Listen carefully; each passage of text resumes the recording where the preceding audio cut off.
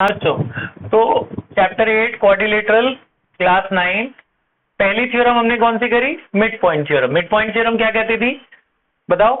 किसी ट्रायंगल में अगर दो मिड पॉइंट को ज्वाइन करके एक लाइन बनाते हैं तो वो लाइन थर्ड साइड के क्या होती है? पैरेलल, और ये लाइन इसके क्या होती है? हाफ। इसे मिड पॉइंट थ्योरम कहते थे।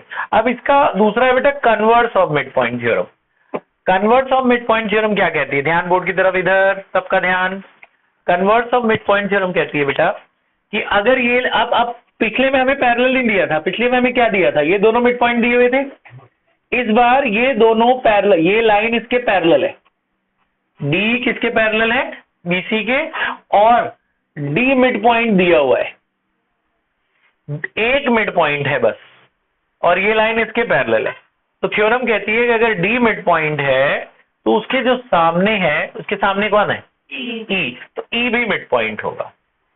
तो अगर डी मिड पॉइंट है तो डी के सामने कौन सा पॉइंट पड़ रहा है? ई। तो E is also, E is mid point of, E is mid point of AC. बेटा ढंग से बैठे रहो। E is mid point of AC.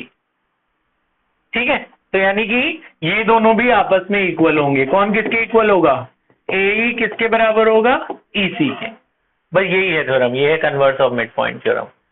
बात समझ में आ गई आपको? इसका प्रूफ नहीं है आपके सिलेबस में। इसमें खाली आपको ये याद रखना है कि if this is parallel to this and D is mid point, तो उसके जो सामने पड़ रहा है वो कौन है?